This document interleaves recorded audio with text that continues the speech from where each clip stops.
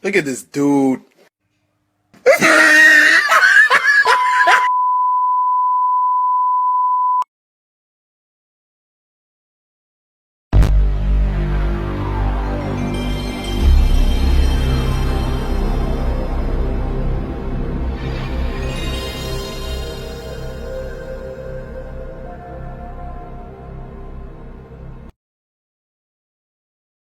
Perkenalkan, nama saya Samuel Afrilanto Basari.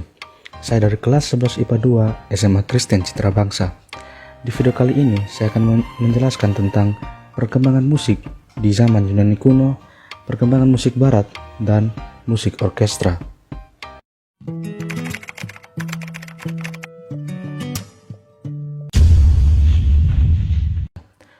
Yang pertama, musik pada zaman Yunani kuno, di mana pada zaman dahulu orang Yunani kuno sangat menyukai musik. Hal ini dikarenakan karena orang Yunani kuno menjadikan musik sebagai bagian penting dalam hidup mereka.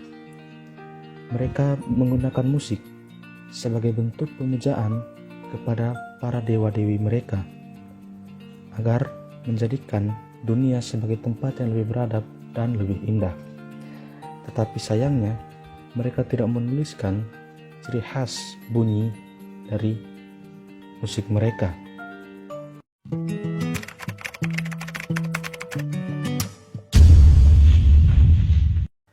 Alat musik zaman Yunani kuno antara lain lira, pipa atau syrinx, simbal, dan drum.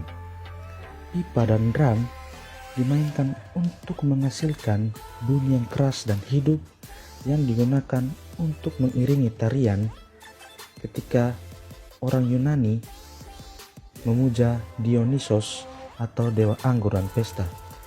Drum juga digunakan dan dimainkan untuk menakut-nakuti lawan saat pertempuran. Lalu lira dimainkan untuk menghasilkan musik yang lebih lembut dan tenang. Dan yang terakhir adalah simbal.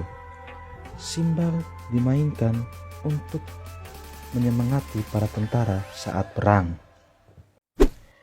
Pada zaman Yunani kuno, baik pria maupun wanita seluruhnya memainkan alat musik. Penggambaran orang yang memainkan alat musik digambarkan atau ditampilkan pada lukisan Gucci.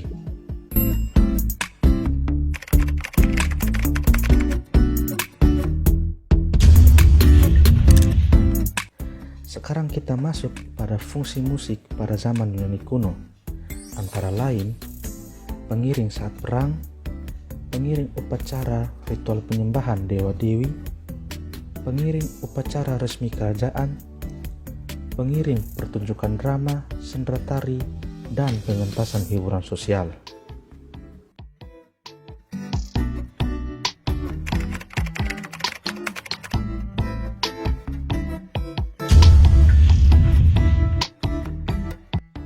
Kita masuk kepada perkembangan musik barat. Sejarah musik barat adalah salah satu proses pada penciptaan karya seni dengan perkembangan sejarah dari abad ke abad, dan musik ini dikenal sebagai musik yang sangat populer di bidangnya masing-masing.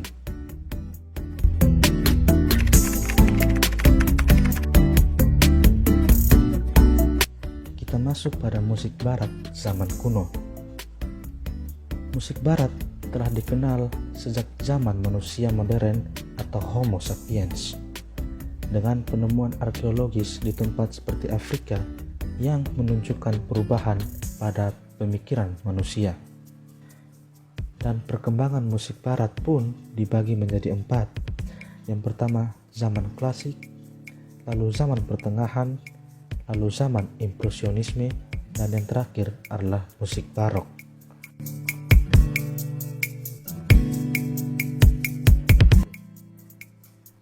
Kita masuk ke yang pertama, yaitu zaman klasik atau periode klasik. Zaman klasik ini berlangsung pada abad ke-18 hingga awal abad ke-19. Karakteristik musik zaman klasik antara lain, yang pertama, sebagai transisi dinamis dari lunak ke keras atau crescendo, dan dari sulit ke lunak. Yang kedua adalah perubahan dalam kecepatan akselerasi atau akselerando dan deselerasi. Yang ketiga, menggunakan akor 3 nada.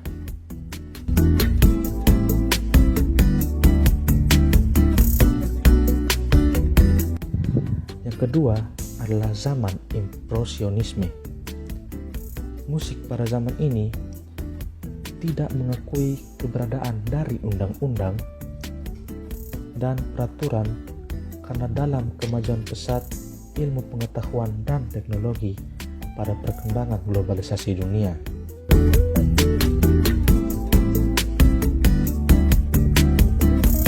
Yang ketiga, musik barok.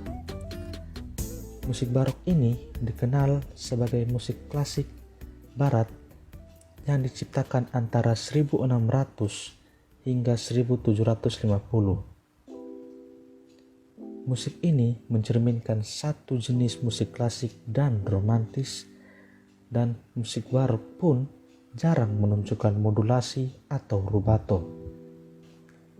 Karakteristik dari musik barok adalah penggunaan nada dekoratif dan penggunaan karakter dinamis yang dominan.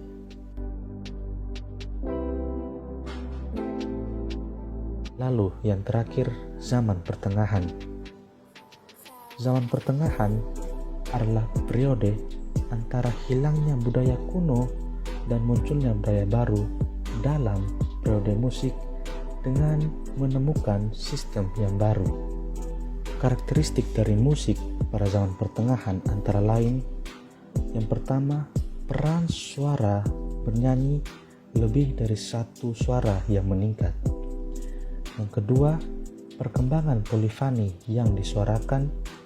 Yang ketiga, perkembangan lagu-lagu religius.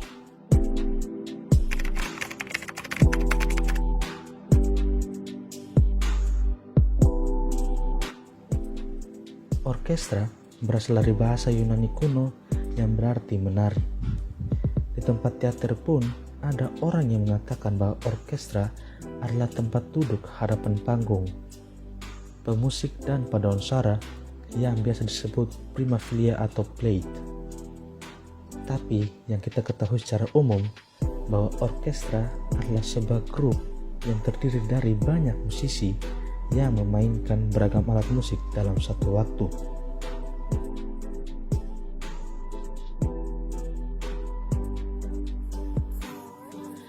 Sekarang kita masuk pada ciri-ciri musik orkestra.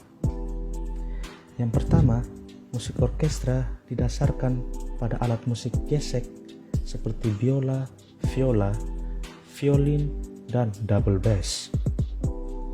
Ciri yang kedua adalah musisi akan dikelompokkan sesuai alat musik dan not yang digunakan adalah sama dalam satu suara.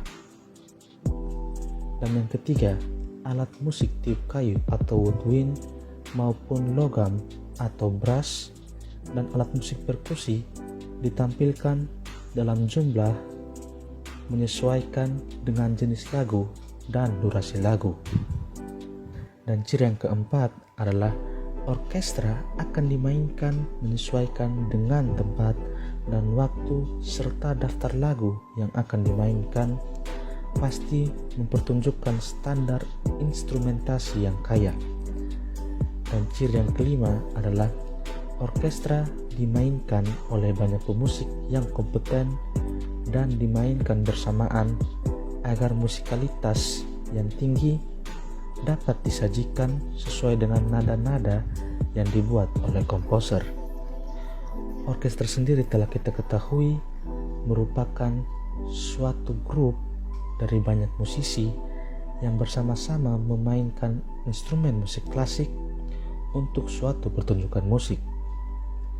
Instrumen dalam orkestra pun dibagi menjadi 4 kelompok berdasarkan cara instrumen tersebut menghasilkan bunyi. Yang pertama ada string, yang kedua ada woodwind atau tiup kayu, yang ketiga ada brass atau tiup logam, dan yang keempat ada perkusi.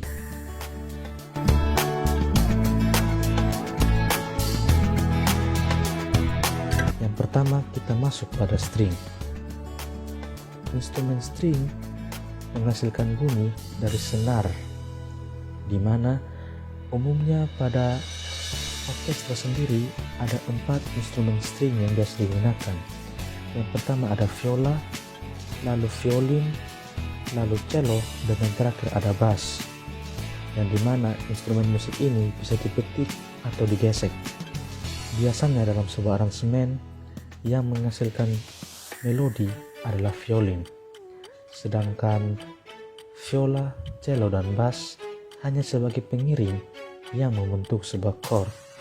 Ada juga harpa dan piano yang biasa digunakan dalam orkestra, dan keduanya ini dimasukkan dalam instrumen string.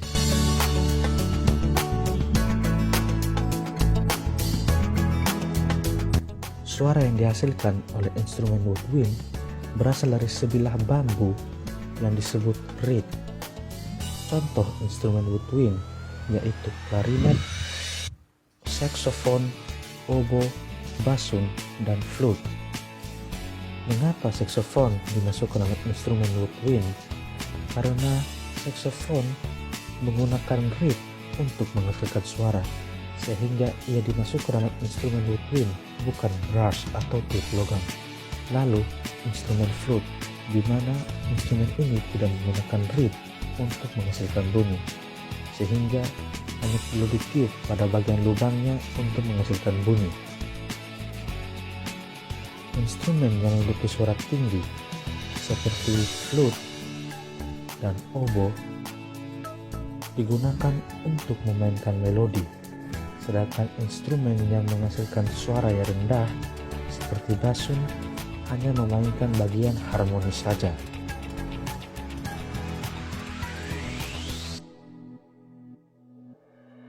Disebut brush atau tip logam karena material yang digunakan untuk membuat alat musik tersebut.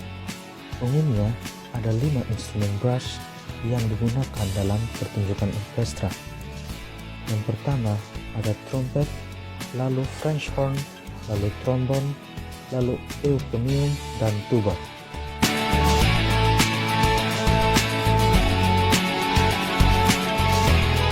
Lalu masuk pada bagian akhir yaitu perkusi. Sumber bunyi dari instrumen perkusi ada yang dipukul dan ada yang shake atau digoyang.